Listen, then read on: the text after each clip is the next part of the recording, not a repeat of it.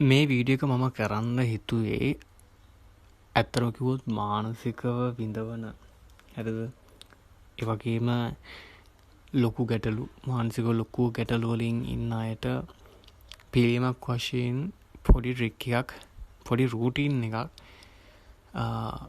ගේන්න තමයි මේ වීඩියෝ එක ආශ්‍රයෙන් මම හිතුවේ. එතකොට දැන් ඔබට තියෙන සියලුම ගැටලු අපි හිතමු මෙහෙම දැන් මානසික රෝගයක් කියලා ડિප්‍රෙෂන්ස් එතකොට OCD එහෙම නැත්නම් මොකක්ද ෆෝබියා එකක් එහෙම නැත්නම් මොකක් හරි ඇන්සයිටි එකක් කොහොමද හරියටම සුව කරගන්නේ කියලා. එතකොට අත වශයෙන්ම මේකට රූටින් එක ගොඩක් බලපානවා. හරිද? මොකද මමත් ඩීප්ලි මේ ડિප්‍රෙෂන් හින්දා OCD හින්දා විඳපු කෙනෙක්. ඒ දේවල් නැති කරගන්න මට උපයෝගුනේ මගේ රූටින් එක. පුළුවන් නම් මේ දේවල් තියෙන කෙනෙක් උදෑසන පොඩ්ඩක් නැගිටින්න. හරිද? උදෑසන පොඩ්ඩක් නැගිටලා හොඳ වතුර වීදුරක් බොන්න. හරිද? හොඳ වතුර වීදුරක් බීලා ඔයාට පුළුවන් ස්වයංයෝජනා. ටිකින් ධනාත්මක ස්වයංයෝජනා උදාහරණයක් මෙහෙම කියනවා. මගේ සියලුම ලෙඩ සුව කරතුන් සුවභාදහමට ස්තුතියි.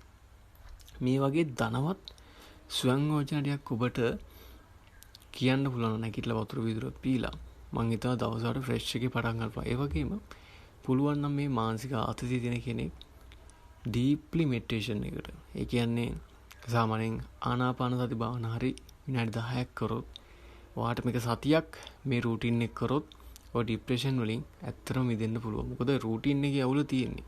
ඔයා හැමදාම උදේ පාන්දර නැගිටලා නෙගටිව් තෝට්ස් හිතනවා නම් ඔයා මොකක් හරි මොබයිල් එක අරගෙන වීඩියෝස් බලනවා නම් ඔයා කෙලින්ම ඒ හිත ඔයාව එකෙන් ගැලවෙන්න දෙන්නේ නැහැ.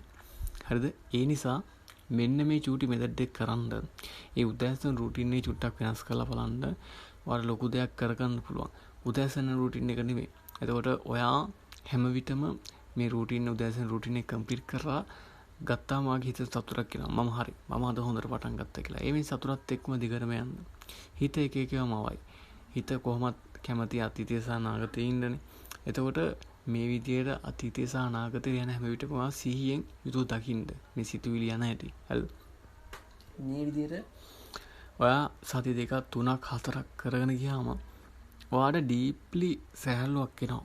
හරිද? මොකද හිතට හැම වෙලේම ආව පාලනය කරන්න බෑ. මොකද ඔයා රූටින් එක හොඳට ගත කරන්නේ. ඔයා හැම වෙලේම ඔයාට එන සිතුවිලි ගැන බලනවා.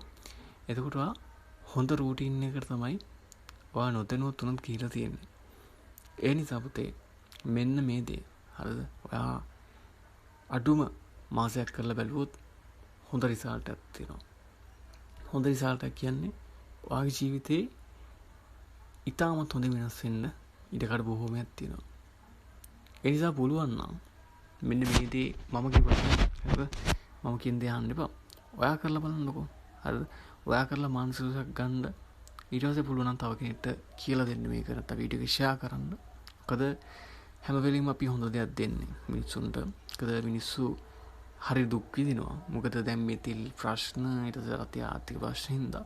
හැබැයි ඔය සියලුම ප්‍රශ්න ඔයාට වළක්ව ගන්න පුළුවන් මේ උදෑසන රූටින් එක චුට්ටක් වෙනස් කරගත්තොත්. චුට්ටක් නෙමෙයි මේක චුට්ට ගිහිල්ලා ඔයාට ජීවිතය වෙනස් කරගන්න පුළුවන්. ඉතින් ගොඩක් අය දන්නේ තමන් උදෑසන නැගිටින මේ තෝට්ස් එක තමයි තමන්ගේ අවසානයේ වෙන්නේ කියලා. දවස අවසානයේ වෙන්නේ කියලා. ඉතින් මේ පොඩි දේ ඔයාට සාර්ථකයි කියලා හිතනවා නම් අනිවාර්යෙන් ලයික් එක කමෙන්ට් එකක් දාලා සපෝට් එකක් දෙන්න නම් හැමෝටම ජය වේවා.